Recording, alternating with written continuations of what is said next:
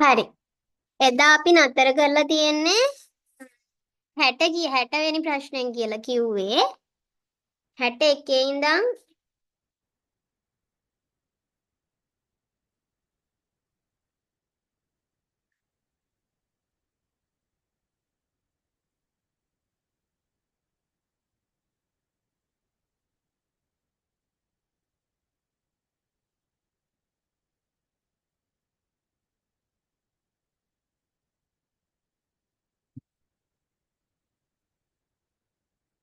පොඩ්ඩක් ඉන්න මේ කෙනෙක් ජොයින් වෙන්න බෑ කියනවා.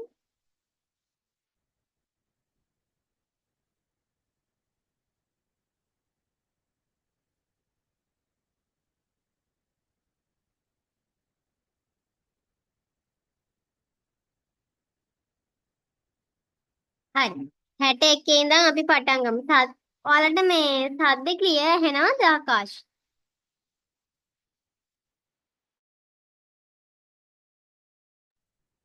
මාව පැහැදිලිව ඇහෙනවද?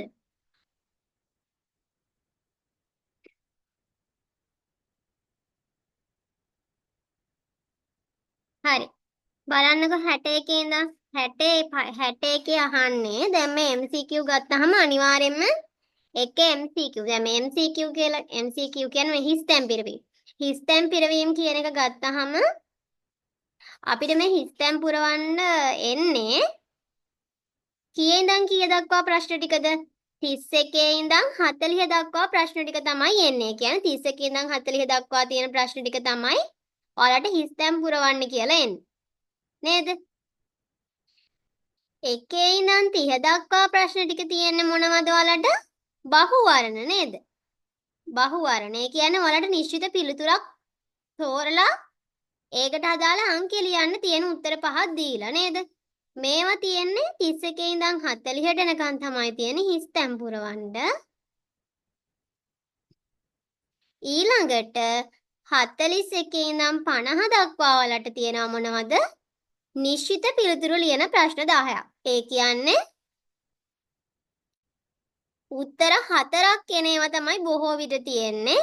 ඒවටත් ඔයාලට එකකට දෙක ගානේ ලකුණු හම්බ වෙනවා. එතකොට සම්පූර්ණ ලකුණු කොහොමද මේකේ හැදෙන්නේ? ලකුණු හැදෙන්නේ මෙහෙමයි. මෙතන ප්‍රශ්න 30ට එකකට දෙක ගානේ ලකුණු 60ක් හම්බ වෙනවා. දේවරත් 30 60යි. මේ ප්‍රශ්න 10ටත් එකකට දෙක ගානේ ලකුණු 20ක් හම්බ වෙනවා. මේ ප්‍රශ්න 10ටත් එකකට දෙක ගානේ ලකුණු 20ක් හම්බ වෙනවා. මෙහෙම තමයි ලකුණු 100 නිර්මාණය වෙන්නේ නේද? හරි. එතකොට සාමාන්‍යයෙන් ඔයාලා ටාගට් එකක් දැන් ටාගට් කරන්න ඕනේ මෙතනින් ලකුණු 85ට වැඩියෙන් ගන්න. කීයට වැඩියෙන්ද 85ට වැඩියෙන් ගන්න ටාගට් කරන්න ඕනේ. 85ට වැඩියෙන් ගන්නව නම් ඔයාලා මෙතන 85ට වැඩියෙන් ගන්න නම් ඔයාලා මෙතන මේ 1 ඉඳන් 30 දක්වා තියෙන බහුවර්ණ වලින් අවම 25ක් 26ක් 27ක් ගන්න ඕනේ. හරිද? 25ක් 26ක් 27ක් තමයි ගන්න ඕනේ. 25ක් අරගෙනත් මදි 26ක් ගන්න උපරිම try කරන්න. හරිද? හරි. 26ක්වත් ගන්න අවම try කරන්න. හරිද? ගොඩක් ඔයාලා මේ papers කරලා හුරුව ඇති වෙනකොට අන්තිමේට 27 28 පුළුවන් වෙනවා. හරිද? ඊළඟට ඔයාලා මේ 31 ඉඳන් 40 දක්වා හිස්තැන් පුරවන එකේ ලකුණු 20න් 16ක් 17ක් ගන්න try කරන්න ඕනේ. හරිද? දැන් හිතන්නකෝ ඔයාලා මෙන්න මෙතන මේ ලකුණු 60න් ඔයාලා හරියට කරනවා කියලා 25ක් හරියට කරා කියලා. ඒතර 25ක් හරියට කරොත් ඔයාලට එතනින් ලකුණු හම්බෙන්නේ කීයද? 50යි. හරිද? ඊළඟට ඔයාලා මෙතනින් ලකුණු 20ෙන් ගත්තා කියලා හිතන්නකෝ 15ක් ගත්තා කියලා හිතමු. එතකොට ඔයාලා මේ ලකුණු නිශ්චිත පිළිතුරු ලියන එකනු 10ක් ගත්තා කියලා හිතන්නකෝ. අර බලන්න එතකොට ඔයාලට ඒත් හම්බ වෙන්නේ 75යි ලකුණු නේද? එහෙනම් ඔයාලට සිද්ධ වෙනවා අතන 50ක් ගත්තොත් මෙතන අපි හිතමුකෝ ඔයාලා 20ෙන් 17ක් ගන්නවා කියලා මෙතන 15ක් ගන්නවා කියලා. ඒත් ඔයාලට ලකුණු 82ක් හම්බෙන්නේ. ඒ නිසා තමයි මම කිව්වේ මෙන්න මෙතනින් තමයි ඔයාලා ලකුණු ගොඩක් ප්‍රෙස් කර ගන්න ඕනේ. ඒ හින්දා 26ක් 27ක් හරියට කරගන්න බලන්න. 27ක් වගේ ඔයාලා කරගත්තොත් 30න් හරියට මේ නිශ්චිත පිළිතුරු තෝරන එකේ එතකොට ඔයාලට එතනින් හම්බ වෙනවනේ 54ක් ලකුණු 60. ඊට පස්සේ ඔයාලා මෙතන 15 ඒවා දෙකක් ගත්තා කියමුකෝ මේ දෙකටම. දෙකටම 15 ඒවා දෙකක් ගත්තා. එතකොට ඔයාලට ලකුණු 84 කියන සීමාවට ලං වෙන්න පුළුවන්. 85ක් ලං වෙලානේ ඒ හින්දා අර බහුවරණ එකෙන් ඔයාලා මේ ටාගට් කරන්න ඕනේ 27ක් 26ක් වුණත් අමක් නැහැ 27ක් ගන්නවා කියලා ප්‍රැක්ටිස් කරන්න. හරිද? මොකද අර අපි BS වල ලකුණු ගන්න MCQ එක ටිකක් හොඳට කරගන්න ඕනේ නේද? දෙවෙනි එක අපිට කොහොමද ලියන්න පුළුවන් පාඩම් කරලා. හැබැයි පළවෙනි එකේ පොඩ්ඩක් පාඩම් කරාටම අපිට ලියන්න අමාරුයි. මොකද අර එයාලා ප්‍රශ්න කරන තැන අපිට අමතක වුණොත් ලියා ගන්න බෑ. හරි. එහෙනම් අපි දැන් 61 ඉඳන් කතා කරගෙන යන්. රෙකෝඩින් බලන අයත් හොඳට උනන්දුවෙන් අහගන්න. හැමදාම රෙකෝඩින් බලන කට්ටියක් ඉන්නවනේ යාලා අර ලයිව් වෙන්නේ නැතුව. රෙකෝඩින් එක බැලුවට කමක් නැහැ. අර උනන්දුවෙන් ඒ ලයිව් පන්ති ඉන්නා වගේම අහගන්න තක තමයි වැදගත් වෙන්නේ. ඊළඟ සතියේ ඉඳන් දැන් ඔයාලට මේ දෙවෙනි පේපරේ ප්‍රශ්න වලට දැන් අපි දෙකක් තුනක්නේ තව කරේ නේද? පටන් ගත්ත විතරයි නිසා මේ ලියන්න පටන් ගන්න ඕනේ එක දිගට ප්‍රශ්න ටිකක්. ඒ කියන්නේ සතියේ ප්‍රශ්න 5ක් ගානේවත් ලියන්න ඕනේ නැත්නම් හුරුව හැදෙන්නේ නැහනේ. ලබන සතියෙන් නම් ඒක පටන් ගමු අපි. අප්‍රේල් මුලනේ. ඒතර මාස 5ක් 6ක් වලට තියෙනවනේ ප්‍රැක්ටිස් එක හදාගන්න හොඳටම කල් ඇති. හරිද? ඔයාලා මේ ලකුණු 30 මට්ටමේක හිටියත් 85ක් ගන්න දැන් හොඳටම කාලය ඇති. ඒ හින්දා කවුරුවත් හිතන්න එපා මේ බෑ කියලා. හරිද? 30ක් ගන්න 30ක් හිටියත් දැන් ඒක 85 කරගන්න හොඳටම කාලය ඇති.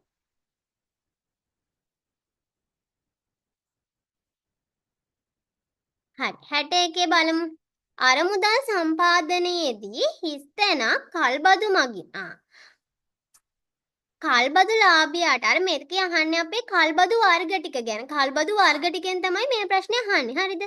එතකොට අරමුදල් සම්පාදනයේදී මොන කල්බදු මගින්ද කල්බදු ලාභියාට අයිතිය නොපරවා දේපල භාවිතයට විතරක් ඉඩ දෙන්නේ.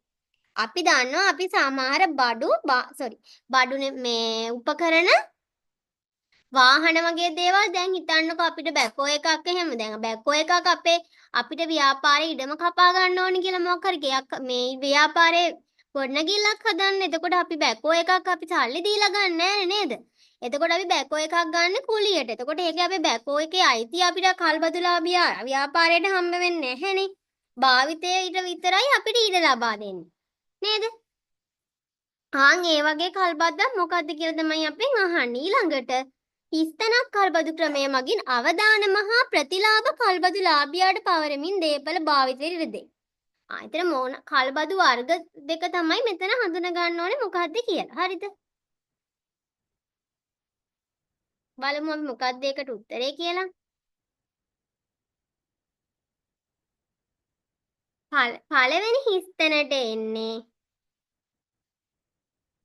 මෙහෙයුම් කල්බදු. අරමුදල් සම්පාදනයේ මෙහෙයුම් කල්බදු මගින් එයාලට අයිතිය පැවරෙන්නේ නැහැ අපි පාවිච්චි කරන කෙනාට. භාවිතයට විතරයි අපිට දේපල ඉඩ දෙන්නේ. ඊළඟට මෙහෙයුම් කල්බදු මගින් පළවෙනි හිස්තැනට එන්නේ. දෙවෙනි හිස්තැනට එන්නේ මූල්‍ය කල්බදු. මූල්‍ය කල්බදු මගින් වෙන්නේ අවදානමයි ප්‍රතිලාභයි කියන දෙකම කල්බදු ලාභියාට පවරනවා. එහෙනම් පළවෙනි හිස්තැනට දාගන්න මෙහෙයුම් කල්බදු කියලා දෙවෙනි හිස්තැනට දාගන්න මූල්‍ය කල්බදු කියලා. පළවෙනි හිස්තැන මෙහෙයුම් කල්බදු දෙවෙනි හිස්තැන මූල්‍ය කල්බදු.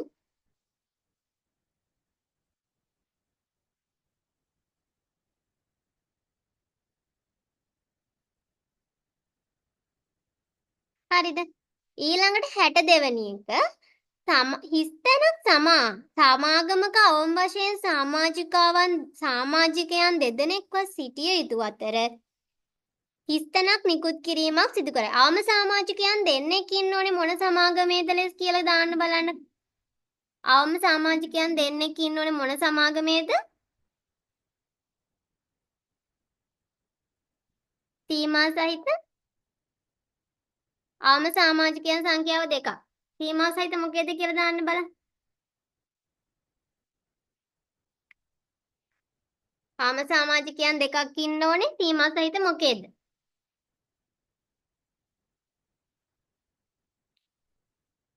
PLC ද PVT ද කියලා දාන්න බලන්න. ප්‍රයිවට් නම් PVT, PLC කියන්නේ පොදු.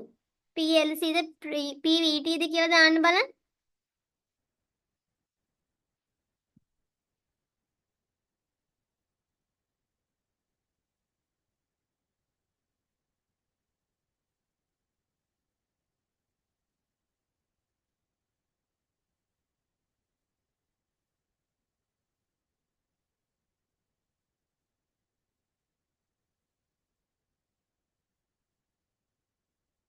මේ බලන්න. එතන අවම සමාජිකයන් දෙන්නෙක් ඉන්න ඕනේ. සීමා සහිත පොදු එකේ. හැබැයි තව වර්ගයක් තියෙනවා. මෙතන මේ එතනට එන උත්තරේ මෙන්න මෙතනටත් ගැලපෙන්න ඕනේ. අන්න බලන්න එතන. දැන් මෙතන සීමා සහිත පොදු සමාගම කියන එක හරි මෙන්න මේක විතරක් තිබ්බනම්. ඒ මොකද සමාගමක අවම සමාජිකයන් දෙදෙනෙක් විතරක් ඉන්න ඕනේ කියන කරුණ එක්ක බලද්දි මෙතන සීමා සහිත පොදු කියන එක හරි. නමුත් තව කෑල්ලක් තියෙනවනේ මේකේ. හිස්තැනක් නිකුත් කිරීමක් සිදු නොකරයි. මොනවා නිකුත් කිරීමක්ද සිදු නොකරයි කියලා මේ කියන්නේ? කොටස් නිකුත් කිරීමක් සිදු නොකරයි. මොනවා නිකුත් කිරීමක්ද? කොටස් නිකුත් කිරීමක් සිදු නොකරයි. එහෙනම් මෙතෙන්ට සීමා සහිත පොදු සමාගම් කියන එක ගන්න බෑ. එයාලා කොටස් නිකුත් කරනවනේ. එහෙනම් මෙතෙන්ට එන්නේ අපයෙන් සීමිත සමාගම්. කොටස් නිකුත් කිරීමක් සිදු නොකරන්නේ ආම සමාජිකයන් දෙකක් ඉන්නේ අපයෙන් සීමිත සමාගම් වල. අන්න බලන්න. අපි දැන් මෙතනට සීමා සහිත පොදු කියලා ලියුවොත් වැරදි. ඇයි? එයාලා කොටස් නිකුත් කරන නිසා. එහෙනම් මේ වගේ ප්‍රශ්නකදී යටින් තියෙන උත්තරයටත් ගැලපෙන්න ඕනේ මෙතන ලියන උත්තරේ. හරිද? අපයෙන් සීමිත සමාගම්. ලියාගන්න අපයෙන් සීමිත සමාගම් කොටස් නිකුත් කිරීමක් සිදු නොකර. තේරුණාද ඒක?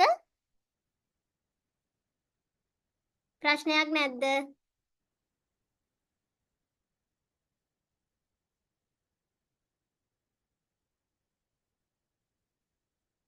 දර්ශිකා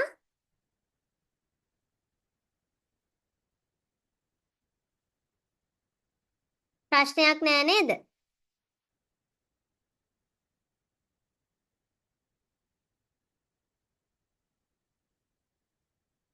හරි.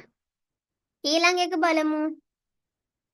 63 වෙනි එක කොටස්කරුවන්ගේ වගකීම සාංගමික ව්‍යවස්ථාවලියේ සඳහන් වන පරිදි කොටස්කරුවන්ට නිකුත් කරන ලද කොටස්කරුවන්ගේ වගකීම එයාලට නිකුත් කරපු කොටස්වල ප්‍රමාණයට සීමා වෙන්නේ නැහැ.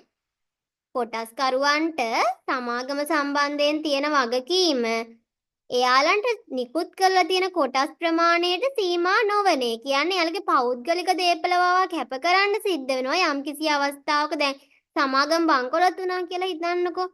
එතකොට සමාගමේ තියෙන වත්කම් විකුණලා එයාලට තියෙන බාහිර වගකීම් පියවන්න බැරි වුණොත් මේ කොටස්කරුවන්ට සිද්ධ වෙනවා එයාලගේ පෞද්ගලික දේපල දක්වා කැප කරලා ඒ සමාගමේ තියෙන බාහිර වගකීම් ටික පියවන්න.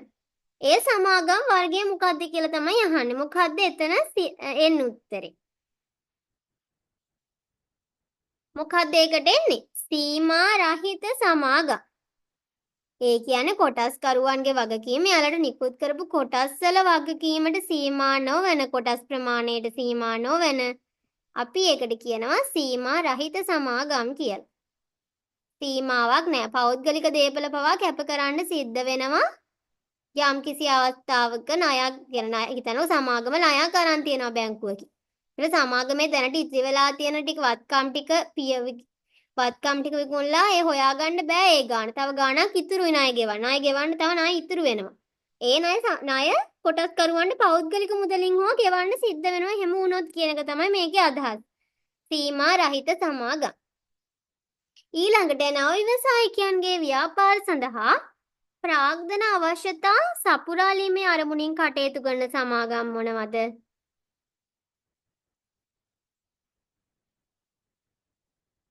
නව ව්‍යවසායකයන්ගේ ව්‍යාපාර සඳහා ප්‍රාග්ධන අවශ්‍යතාව සපුරාලීමේ අරමුණින් කටයුතු කරන සමාගම් ව්‍යවසායක ප්‍රාග්ධන සමාගම්.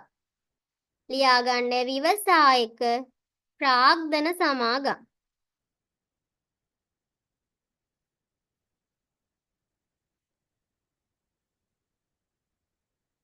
ව්‍යවසායක ප්‍රාග්ධන සමාගම් ලෙස හඳුන්වන අතර හිස් තැනක් ව්‍යාපාර පවරා ගැනීම හා මිලදී ගැනීම වැනි කටයුතුවලදී අරමුදල් සපයනු ලබයි. මොන ව්‍යාපාරද හිස් තැනට එන්නේ?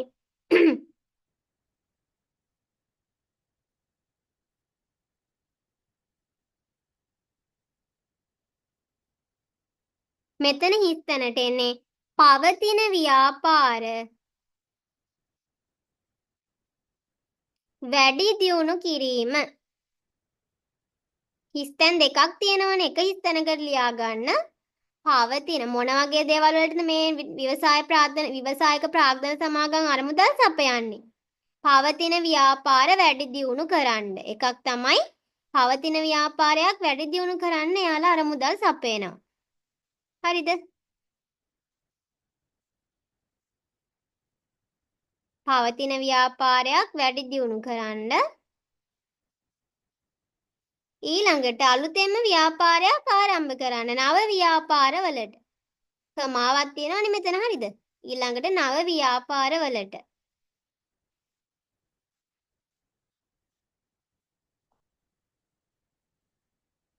නව ව්‍යාපාරවලට. තව මොනවද? ව්‍යාපාර පවරා ගන්න, මිලදී ගැනීම වැනි කටයුතු වලදී අරමුදල් සපයනු ලබයි. හරි.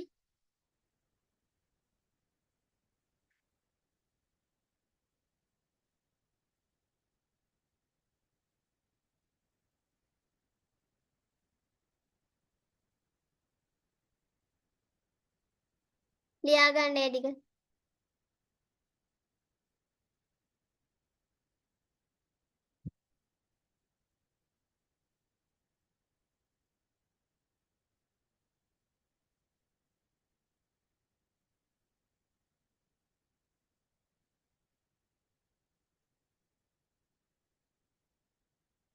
පවතින ව්‍යාපාර වැඩි දියුණු කරන්න නව ව්‍යාපාරවලට. හරිද? හරි. ඊළඟ එක බලන්න, චෙක්පත නීත්‍යානුකූලව පැවරූ බව සනාථ කරන්නේ මොකකින්ද? අපි චෙක් එකක් නීත්‍යානුකූලව පැවරුවා කියලා සනාථ කරන්නේ මොකක් මගින්ද? චෙක් පතක් නීත්‍යානුකූලව පැවරුවා කියලා සනාථ කරන්නේ මොකකින්ද කියලා දන්නවනම් දාන්න බලන්න.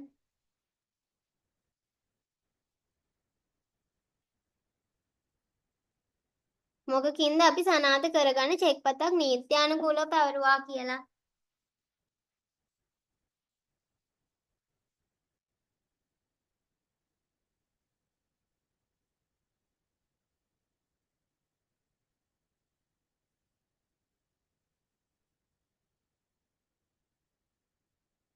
මොකක්ද අපි ඒකට කියන්නේ? පිටසන. ලියා ගන්න හිස් තැන. අපි චෙක් පතක් පිටසන මගින් තමයි නීත්‍යානුකූලව ඒක පවරලා කියලා සනාථ කරගන්න. ලියා ගන්න හිස් තැන පිටසන මගින්. චෙක්පත් පිටසන් කිරීම කියලා උගන්වන්නේ අපි නේද? මොකද්ද චෙක්පතක් පිටසන් කිරීම කියලා කියන්නේ? චෙක්පතේ මුහුණට තියෙන ආකාරයටම ආදායකයාගේ නම චෙක්පතේ පිටුපසත් අපි සඳහන් කරනවා නම් ඒක අපි කියනවා චෙක්පතක් පිටසන් කරනවා කියලා නේද? ඒකෙන් තමයි අපි නීත්‍යානුකූලව පැවරුවා කියලා එක සනාථ කරන්නේ නේද? හරි. ලියන්න පිටසන මගින් සිදුවේ. 65. ඊළඟට 66 බලමු.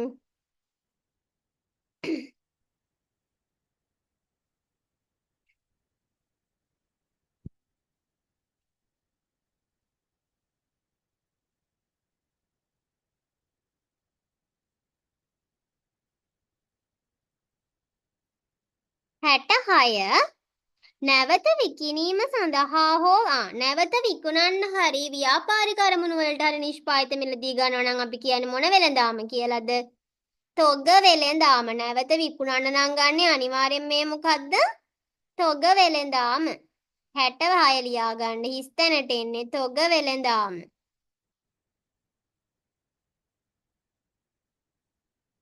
නැවත විකුණන්න නම් ගන්නේ අනිවාර්යෙන් මේක තොග වෙළඳාම. අවසන් පරිභෝජනයේ නම් මොනවද? සිල්ලර වෙළඳාම. 67 බලන්න. ආනයන අපනයන වෙළඳන ගනුදෙනු සාමාන්‍යයෙන් හිස්තැනක් හා හිස්තැනක් යන දෙආකාරයෙන්ම සිදුවේ. මොකක්ද ඒකෙන් කියන්නේ? ආනයන හා අපනයන වෙළඳ ගනුදෙනු සිද්ධ වෙන ආකාර දෙක මොකක්ද? ඍජු ක්‍රමය හා නියෝජිත ක්‍රමය. ඍජු ක්‍රමයයි නියෝජිත ක්‍රමයයි. කෙලින්ම ආනයනකරු අපනයනකරු මුණ ගැසෙනවා නම් ඒකට අපි කියනවා මොකක් කියලාද? ඍජු ක්‍රමය කියලා. ඍජු ක්‍රමය නැත්තම් මේ දෙන්න මුණ ගස්සනවා නම් යම්කිසි නියෝජිතයෙක් අතරමැදියෙක් ඇවිල්ලා අපි කියනවා නියෝජිත ක්‍රමය කියලා. ඒතර මේ ආකාර දෙකටම ආනයන අපනයන වෙළඳාම සිද්ධ වෙනවා නේද? ඍජුවම ආනයනකරුට අපනයනකරුට ආනයනකරුක හොයා ගන්නත් පුළුවන්. නැත්තම් නියෝජිතයෙක් මාර්ගයෙන් හොයා ගන්නත් පුළුවන්. ලියන්න ඍජු ක්‍රමය හා නියෝජිත ක්‍රමය යන දෙආකාරයෙන් සිදුවේ. ගනුදෙනු.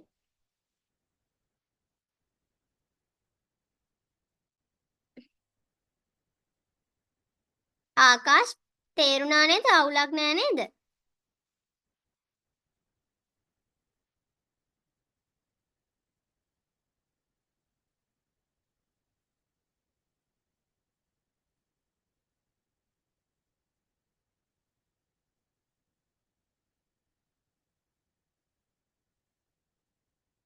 ආකාශ් මම PDF එක දාන්නම්. හරි. ඊළඟට බලන්න 68 හවුල්කරුවන් අතර ඇති කරනු ලබන එකඟතා ඇතුළත් ලිඛිත කිවිසුමට මොකක්ද කියන්නේ? හවුල්කරුවන් අතර ඇති කර ගන්නා එකඟතාවයට ලිඛිත වුණාම අපි මොකක්ද ඒකට කියන්නේ? හවුල් ඔප්පුව කියලා.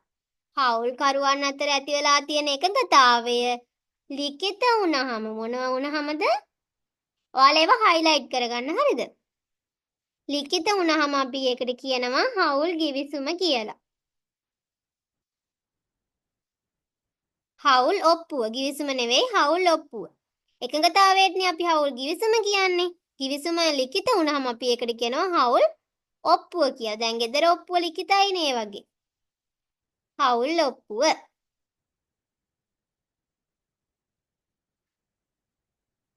හවුල් ඔප්පුව.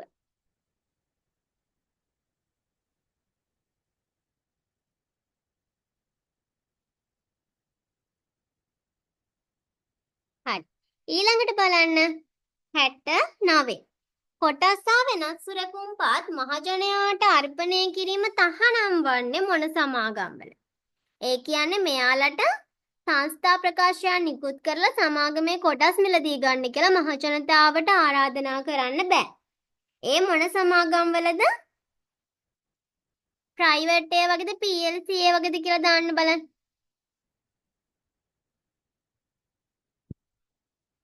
කොටස් මහජනයාට අර්පණය කිරීම. ඒ කියන්නේ සංස්ථා ප්‍රකාශයක් නිකුත් කරලානේ අපි ආරාධනා කරන්නේ අපේ කොටස් මිලදී ගන්න කියලා මහජනතාවට නේද?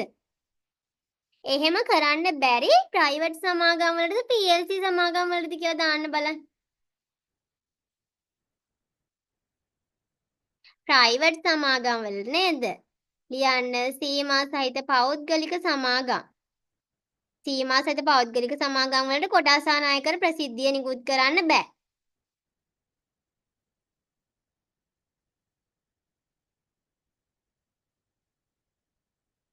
සීමා සහිත පෞද්ගලික සමාගම්.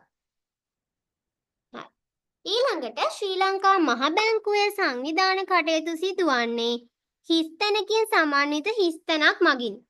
මහ බැංකුවේ සංවිධාන කටයුතු සිද්ධ වෙන්නේ කොහොමද? ලියන්න 5 දෙනෙකුගෙන් සමන්විත 5 දෙනෙකුගෙන් සමන්විත 5 දෙනෙකුගෙන් හරිද? 5 දෙනෙකුගෙන් සමන්විත කට්ටුනහම මේ ලින්ක් එකෙන්ම ලොග් වෙන්න. 5 දෙනෙකුගෙන් සමන්විත 5 දෙනෙකුගෙන් සමන්විත මොකක් මගින්ද? මුදල් මණ්ඩලය මගිනි. 5 දෙනෙකුගෙන් සමන්විත මුදල් මණ්ඩලය මගිනි. ඔන්න මහ බැංකුවේ සංවිධාන කටයුතු සිද්ධ වෙන්නේ මොකකින්ද? මුදල් මණ්ඩලය මගින් ඒකේ කී දෙනෙක් ඉන්නවද? 5 දෙනෙක් ඉන්නවා.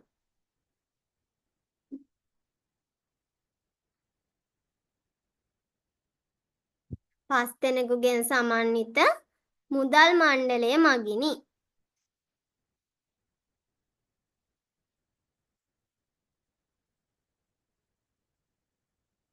ඊළඟට කියනවා අපිට 71 මූල්‍ය වෙළඳපොලේ ණය උපකරණවල ආයෝජනය කරන්නන්ට ඒවායේ ගුණාත්මක භාවය හඳුනාගෙන ආයෝජනය තෝරා ගැනීමට මඟ පෙන්වීමක් කරන්නේ කවුද?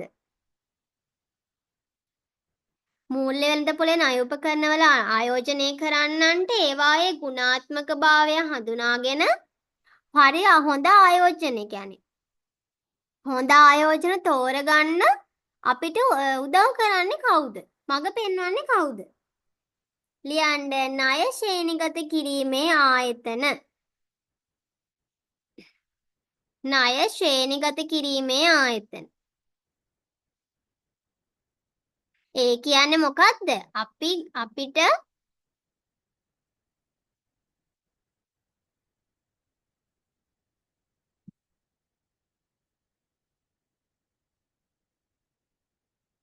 දැන් අපි අර ඉස්සර ලංකාව නේද? ලංකාව ණය ශ්‍රේණිගත කිරීමේ ආයතනයේ 15ම තැනක ඉන්නවා කියන්නේ. ණය ගෙවීමේ හැකියාව 15ම මට්ටමක තමයි ලංකාවේ තියෙන්නේ නේද? එතකොට අර ආයෝජකයා අපේ රටේ ආයෝජනය කරන්න මැලි වෙනවා. ඇයි ඒ? ණය ශ්‍රේණිගත කිරීමේ ආයවල 15න්නේ ගොඩක් ඉන්නේ අපි නේද? අන්න ඒ වගේ දැන් අපි උනා මොකක් හරි බැංකුවක ආයෝජනය කරනවා නම් අපේ මුදල් අපි බලනවා යා ණය ශ්‍රේණිගත කිරීමේ ආයතනය කොච්චර මට්ටමකින්ද යාව තියලා තියෙන්නේ කියලා බලලා තමයි අපි ආයෝජනය කරන්න ඕනේ. මොකද එයාට අපේ මුදල් ආපසු ගෙවන්න හැකියාවක් කොච්චර තියනවද කියලා බලලා ඉන්න ඕනේ අපි. අන්න ඒකයි එකෙන් කරන්නේ. හරිද? ඒකෙන් තමයි ගුණාත්මක භාවය කියලා අදහස් කරන්නේ ඒක. හරි. ඊළඟට වර්තමානයේ ගෝලීය වශයෙන් දැකිය හැකි වෙළඳ කලාපවලට උදාහරණ දෙකක් ලියන්න තියෙනවා. මොනවද? යුරෝපීය සංගමය, ආසියන් සංගමය, රටවල් 8 කණ්ඩායම. ඕයන් දෙකක් ලියවම හරි. මොනවද? යුරෝපීය සංගමය,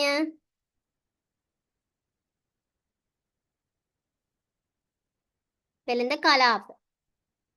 වෙළඳාම් පාඩමේ තියෙන්නේ. යුරෝපීය සංගමය,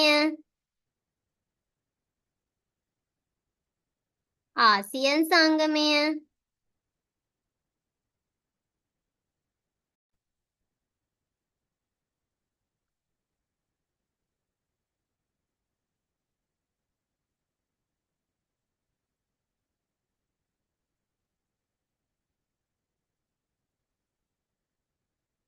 යුරෝපීය සංගමය, ආසියන් සංගමය, රටවල් 8 කණ්ඩායම. මේකෙන් ඕනිම දෙකක් ලියාගන්න. හරි.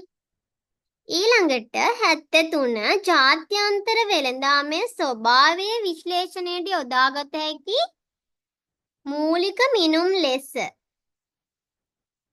රටක ජාත්‍යන්තර වෙළඳාමේ ස්වභාවයේ විශ්ලේෂණයට යොදාගත හැකි මූලික මිනුම් ලෙස. මොනවද අපිට යොදා ගන්න පුළුවන් මූලික මිනුම්?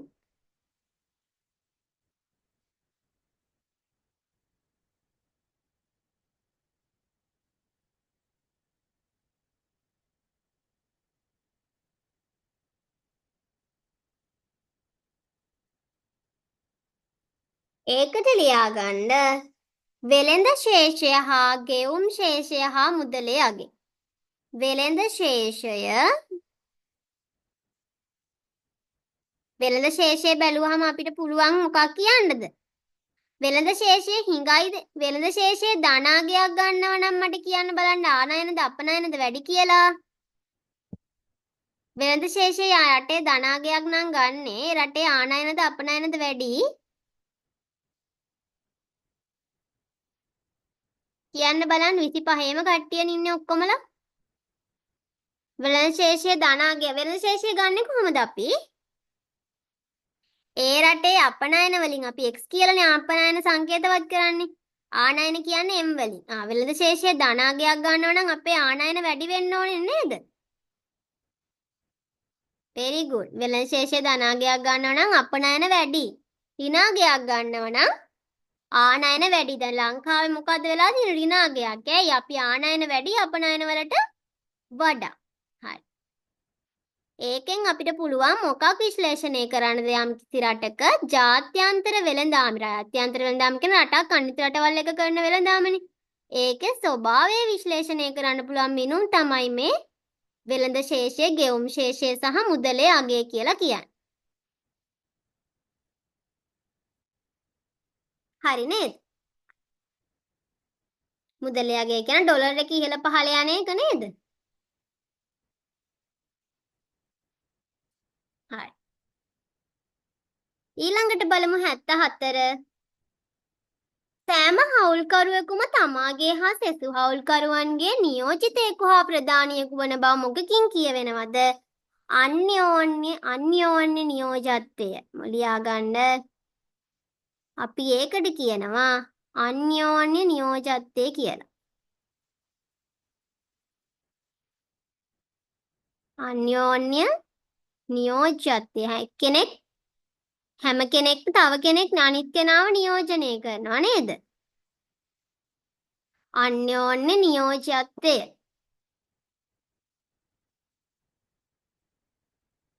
අන්‍යෝන්‍ය නියෝජ්‍යත්වය. ඊළඟට රාජ්‍ය සංස්ථා හිස්තැනක් හෝ හිස්තැනක් පනතක් යටතේ සංස්ථාපනය කළ හැක. මොකක් යටතේද අපි සංස්ථාපනය කරන රාජ්‍ය සංස්ථා? පොදු හෝ විශේෂ පනතක් යටතේ. මේවා අනිවාර්යයෙන්ම එන්න පුළුවන් තැන්. හරිද? මේ PDF එක කරාට පස්සේ ඔයාලට හිස්තැන් පුරවන ප්‍රශ්න වලට එන්න පුළුවන් 90%ක්ම කවර් වෙනවා. හරිද? දැන් මේක තියෙන තනිකරම හිස්තැන් පුරවන ප්‍රශ්න ටික.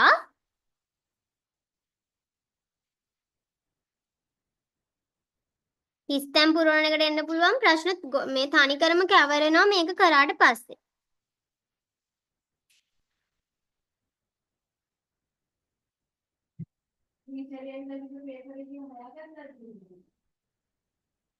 හරි ඊළඟට බලන්න ව්‍යවසායකත්වයේ ප්‍රවණතා. මොනවද ව්‍යවසායකත්වයේ ප්‍රවණතා? ඒකෙන් දෙකක් ලියවම හරි. මොනවද? එක්ක සමාජීය ව්‍යවසායකත්වය. තව මොනවද ලියන්න පුළුවන්? ගෝලීය ව්‍යවසායකත්වය ලියන්න පුළුවන්. සමාජීය, ගෝලීය, අභ්‍යන්තර, හරිත. ඒකෙන් දෙකක් ලියවම හරි. හරි. අනිවාර්යෙන් මෙහෙම ලියලා ව්‍යවසායකත්වය කියන වචනේත් ලියන්න.